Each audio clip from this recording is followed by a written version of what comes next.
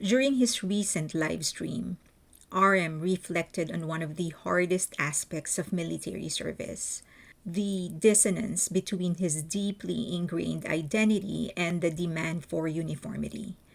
He said that senior leaders and Sanbase had warned him it would be hard to maintain your sense of self in the military, a place where you're constantly told to lay down your ego, leave behind who you were, and strictly follow a regimented schedule. Arm's honest reaction revealed the depth of his internal battle. He said, "But it's hard to do. I mean, I'm BTS. I'm in my 30s. It's hard to leave behind who I am. But there were definitely times I lost myself." He is getting a lot of criticisms. Let's go through them one by one.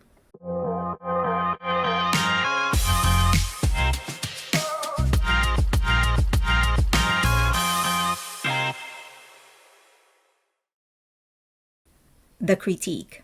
RM couldn't let go of that ego.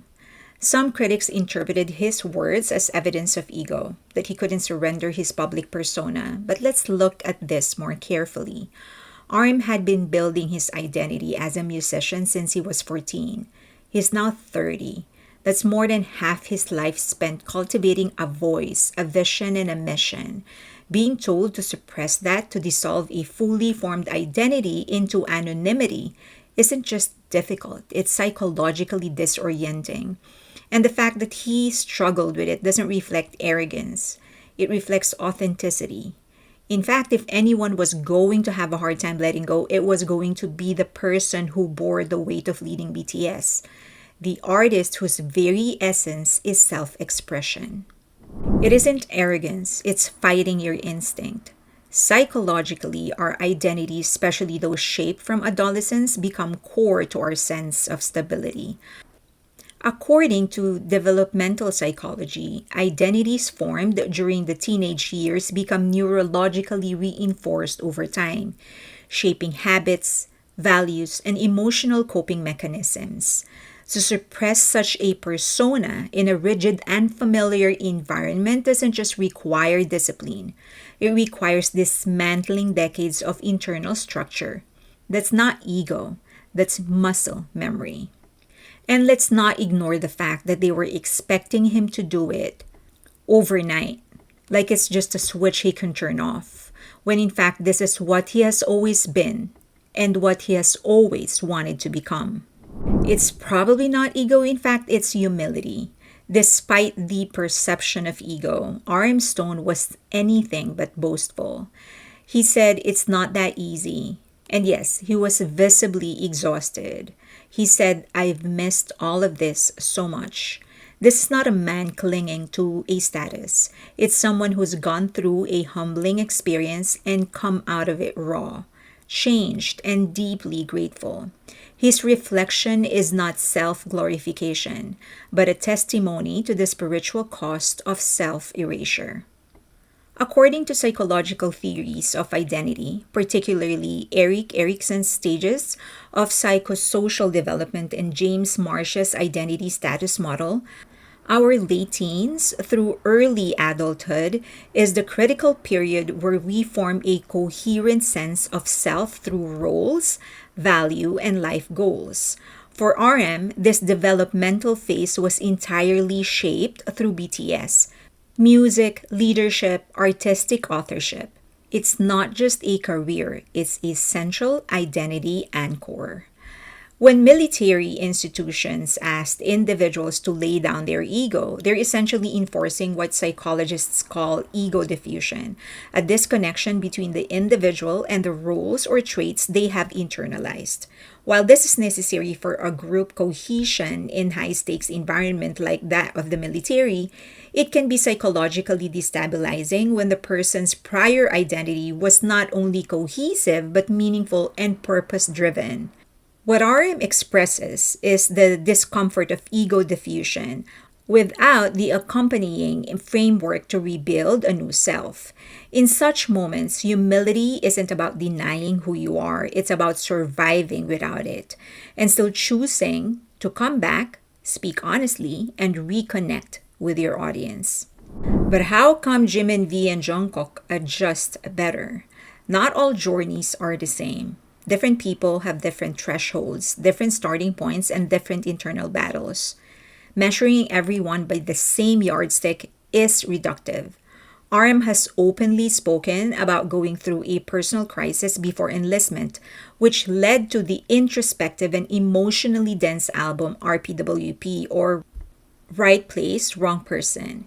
It's possible he entered the military already in a vulnerable state, without the time or space to heal beforehand, unlike others who may have had greater emotional reserves. Now, this does not take away from what Jimin, V, and Jungkook accomplished. They too had to shed their identities. But one member's success doesn't mean another's failure. They each have a story that is beautiful and can stand alone without dragging the story of other members. Was RM struggling because he wasn't the leader this time? After all, for more than a decade, he has been the leader of BTS. Not at all. He was actually offered an assistant trainer position but turned it down, explaining that the center was very, very intense and that he saw others struggling in that role. His choice reflected pragmatism, not ego. So, no, it wasn't about leadership. It was just about survival. He wanted to do something else, and he didn't think that an intense center was going to do him good. Shining a light on a larger problem. RM's experience highlights a broader concern: forcing men who may not be mentally fit into military service. His story opens the door to an important discussion. Yes, South Korea remains technically at war. The Korean War, which started in 1950, ended with an armistice agreement, not a peace treaty. This agreement was signed on July 27, 1953 by North Korea, China, and the United Nations Command, led by the US. South Korea, in fact, did not sign the armistice, as then President Syngman Rhee refused, insisting on complete reunification. They do need South Koreans to be ready. But that doesn't mean the system shouldn't evolve. Mental health matters. Integration methods matter. People have different capacities and not everyone is equipped to endure intense psychological pressure. Rather than forcing uniformity, the military should consider adaptive systems, one that harness individual strength instead of suppressing them. Was the lack of sleep the main problem? RM explicitly stated that while everything about the service was hard, the most difficult part for him was sleep. He experienced insomnia so severe that he once went over 70 hours without sleep and thought, I might actually die. This wasn't new. We've seen him struggle with sleep before. In The Soup, he asked Jimin to switch rooms to avoid noise. In the military, he didn't have a Jimin to switch rooms with. And the consequences were severe. Cognitive decline. He said he couldn't read after reaching his third rank. Emotional distress, anxiety around sleep, darker thoughts, and physical exhaustion. He began journaling to cope. His doctor later told him these issues were likely linked to the stress of military life, and this would improve after discharge. This aligns with existing research. Insomnia is often a symptom, not the root cause of deeper psychological strain. Honesty about vulnerability. RM's career has always embraced emotional truth. His live stream wasn't about image control. It was about laying bare the toll. He spoke of insomnia, identity erosion, and the quiet desperation of long sleepless nights. Despite knowing the risk of public vulnerability, he chose honesty over performance. And this is the funny part, actually. People throw away the term toxic masculinity around, but they fail to recognize when they are the ones demanding it. RM didn't conform to what people expected him to feel or do. He decided honesty is way more important, especially to armies. And he is right. The maturity to seek help. Rather than silently suffering, RM took action. He saw a neuropsychiatrist during breaks, took prescribed pills, and found a regimen that helped. Now, post-discharge, he's working to wean himself out of the medication and rebuild a healthier routine. It's not weakness, that's maturity. When you know what you need to improve and you actually make moves to do so, that's being smart. And yes, that is loving yourself. Finding meaning in the experience. Despite the hardship, RM remains philosophical. There's a reason for everything. I feel like I went through everything for a reason. Even when he couldn't read, he wrote. That tells you everything. This simple yet profound act of writing in the face of cognitive exhaustion speaks volumes, not just about artistic instinct, but about a deeply psychological process called meaning making. According to meaning making theory, when people encounter distressing or disorienting events, whether trauma, loss, or identity disruption, they experience a discrepancy between their pre existing beliefs and what is now happening. To restore internal equilibrium, the brain must reconcile this gap. And one of the most powerful tools is meaning. This is why people journal after loss, why veterans reflect on war, why RM, even when unable to read, continued to write. He wasn't just documenting experiences, he was processing it into narrative form, which allows the psyche to transform suffering into structure. This is a key component of post traumatic growth or PTG, a theory in psychology that describes how individuals can emerge from hardships with greater emotional depth, stronger values, and renewed purpose. So for RM, journaling became a form of cognitive scaffolding, a way to anchor himself when everything familiar was stripped away. By asserting authorship over his experience, he reclaimed agency in a system that otherwise demanded passivity. Even when language felt inaccessible, the act of meaning making through writing became survival. So when he said, I went through everything for a reason, it's not a throwaway comment. It's not even about poetics. It's the natural outcome of someone metabolizing pain into philosophy, transforming confusion into clarity, maintaining positivity and humor.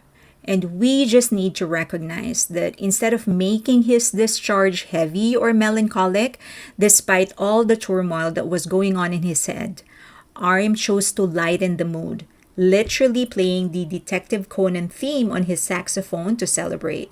He joked about Wanchan's lack of photo booths and leaned into humor, proving that even in exhaustion, he hadn't lost his charm, and certainly hadn't completely lost himself.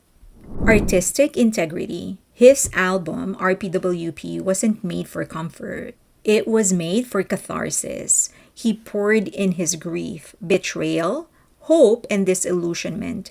He wasn't interested in making songs for streaming numbers. He wanted to say something, and he did. He also knew, perhaps just as importantly, that if he didn't get that in the way, it would keep in the way of BTS's work. He didn't just do it for his own creative release, but saw the bigger picture. He had to let himself scream his pain, his experiences, now, so he can concentrate on BTS in the future. Now that's a leader. The bigger story isn't the breakdown, it's the comeback. RM said, I've endured, and as ever, I stand before you all. Carry the weight of someone who's been to the edge and made the conscious choice to return. But what's more remarkable is not just that he endured, it's that he came back not bitter, not broken, but braver, more honest, and still open hearted. We often fixate on the darkness, on how close someone came to falling apart. But RM's story isn't one of collapse.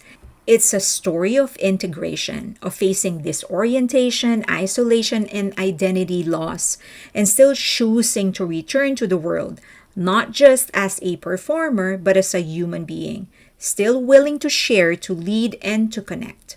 So when he says, our team is so special, and I believe what makes us unique is not done, we'll bring it. He's not just talking about BTS. He's talking about a continuity of purpose, a belief that even after 2 years, 3 years of separation, personal crisis, and institutional erasure, the core of who they are and who he is still shines. And that's what makes this more than a recovery story. It's a transformation, not just surviving something difficult, but using it as a raw material for evolution. RM's real victory isn't that he endured military service. His real victory is that he let it change him, but not define him.